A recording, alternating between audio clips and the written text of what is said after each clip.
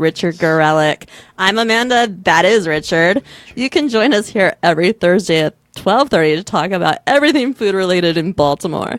This week in Baltimore Eating is brought to you by Eddie's of Roland Park, your neighborhood gourmet grocer on Roland Avenue and North Charles Street in Baltimore. Richard, let's talk about some food trucks. That's right. Food trucks have been in the Baltimore scene for, I'm going to say, about 10 years.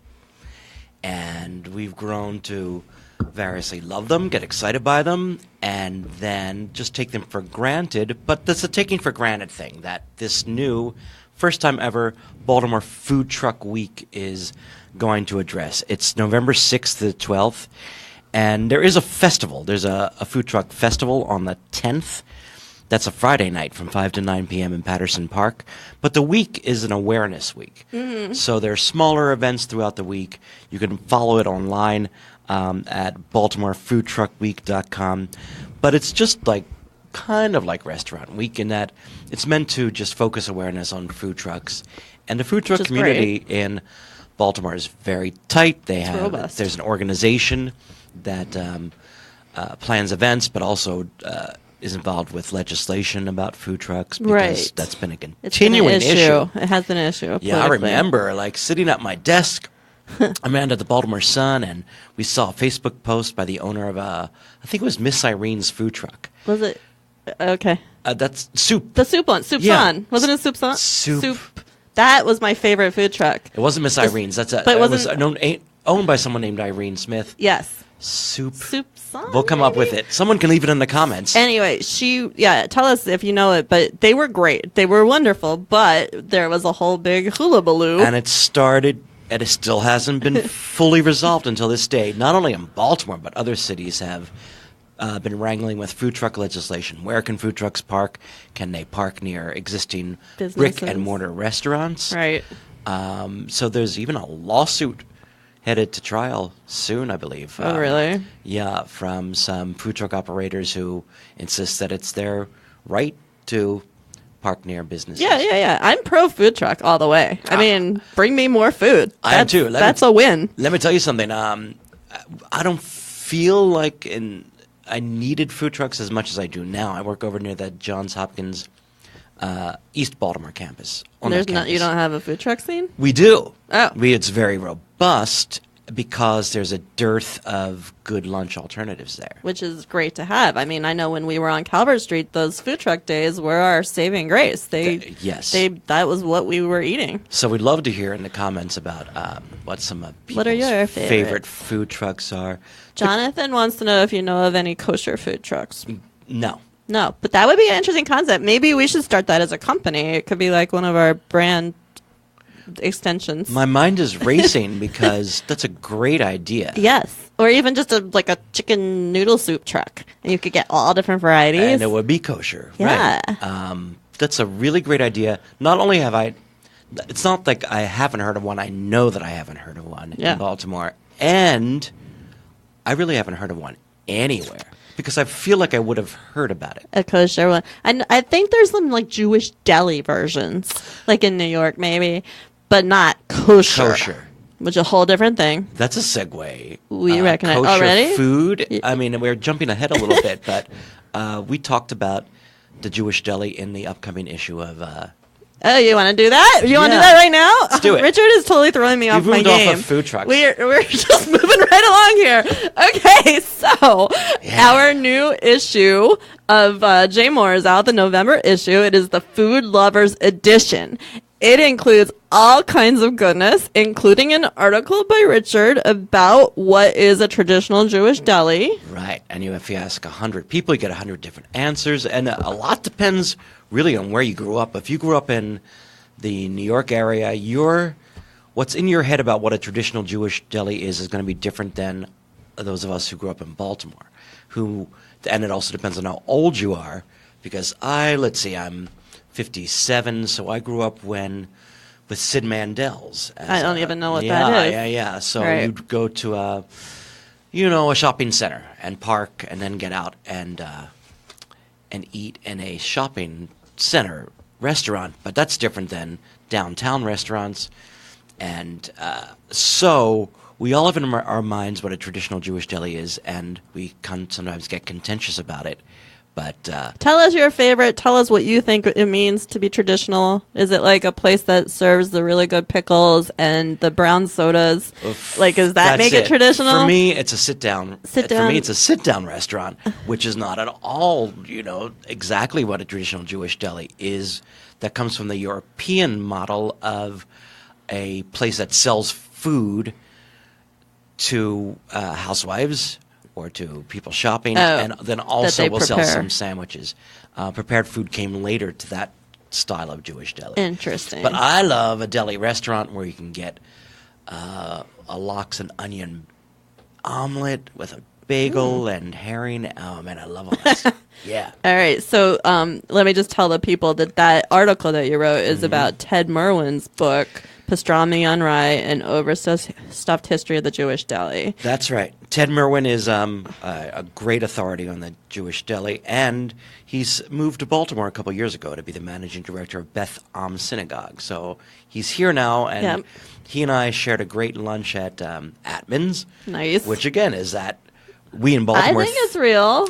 And it's so funny that we think it's real because it's not only not kosher, but it's super not kosher. It's super not ham kosher. Sandwiches and shrimp salad. But there's no kind of dissonance there. Like, if you're going in there and you see the shrimp salad sandwich, you don't storm out and say, this is not a Jewish deli. It's obviously a Jewish deli. Right. Can I tell the people what else is in the issue, or are you still talking? No, you go. You want me to go? And also include what you wrote. Okay. So in this issue, I wrote about my obsession with shakshuka, which Richard knows me, so he knows that this is an ongoing thing it's been many years in the making. For those of you who don't know what shakshuka is, it's usually in a cast iron pot. It's a spicy tomato sauce, and it's got poached eggs in there, and then you can kind of do whatever else you want, unless Richard disagrees with me. No, okay. I'm like, this is a different kind of head movement. Where does it come from, shakshuka? So it's Middle Eastern, it's Moroccan, it's not originally Israeli, but they adopted it, and I think it started with Morocco. But I'm obsessed. So if any of you has any recipes you want to share with me for shakshuka, or you want to tell me where you go get some, do you know where to get some here in Baltimore? You're asking me or the I'm asking you. You're the authority. No. Yeah, I'm asking you. I'm throwing it back to you. I haven't encountered any shakshuka in Baltimore, so someone tell me. I mean, I've had it in Philly, I've had it in New York, I had it in Israel. So, but it's easy to make too. That's the other thing. Also, in the next few minutes we have, we're going to say the word shakshuka at least 4 more times. Shakshuka, it's fun. I'm going to drop it in. It's fun to say. Glenn, say it. Do you have something to add? Yes. I'm sorry. Wow, Richard's like really rushing me today. So, But first, okay, let me just also run down the rest of the issue. So we have Tasty Times in Charm City by Randy Rahm, which is like a roundup of all the new stuff, trends, all that. We have some Baltimore area chefs sharing their favorite recipes. That's also by Randy. And the chefs include Brian Boston from Milton Inn. Yes. Zach Mills from Wit and Wisdom, who I think you talked about last week, didn't you? Mm-hmm. And Adam Harper, Iron Bridge. So that's fun because you get to see their recipes.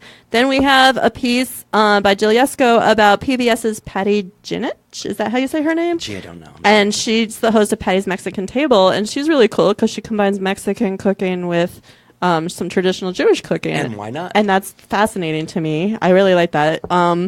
And then we have Thanksgiving side dish recipes and tons of stuff. You need to pick up a copy of this because you're going to want it on your cookbook shelves. Listen, if you just got here, you're watching This Week in Baltimore Eating with Richard Gorelick, and be sure to comment, like, and share, and follow us at hashtag Jmore Eating. And thanks to our sponsor, Eddie's of Roland Park. Choose Eddie's for all your Thanksgiving needs, from roasted whole turkeys to cranberry relish and pumpkin pies. They've got the flavors you remember. Visit their website for a complete holiday menu. So there's some big news out of Remington this week. Yeah, Parts and Labor. Yes. Which is part of the Woodbury Kitchen family. Correct. Opened a few years ago. And what they did was there was a butcher shop up front, and in the restaurant they specialized in interesting cuts of meat, unusual, maybe European-style cuts of meat. Because of, we'll get into that some other time. But they're changing up a little bit, and what they're going to be doing now is focusing more on sandwiches. Sandwiches. I love sandwiches. And light fare. And they're changing. They're going to have a seat yourself policy. It's going to be less fancy and more fun, they think. And why not? And why not? But I posted this on my own Facebook page, and I never know what's going to interest people on my own Facebook page. But people had a lot to say about this change. Well, this makes it more accessible. I mean, I'm not much of a meat eater, but I still like parts and labor, but I'd have to get like the cheese plate, or there's like a pickle plate, pickled things. Yes. So now maybe I'm going to have a few more options, possibly. And here's another thing. I like this comment that we all eat out, well, not we all, but a lot of us eat out a lot more, or we want to eat out a lot more, but would you rather eat out 3 times for $30 each, or 1 time for $70? 3 times. Yes. Yes, please. Yes, and I think that possibly this change is recognizing that we're happy to come to your restaurant and throw down $35. Not thrilled, but those of us who are lucky, privileged enough to afford it, we'll give you $35 at the end of the night, and then we'll come back maybe next week. But if it's $80, it might be a while before we see you again. Yeah.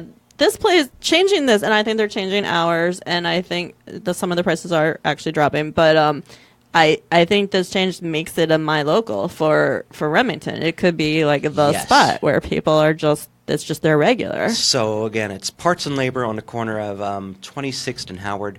Big changes there, and they're celebrating with a block party on Sunday.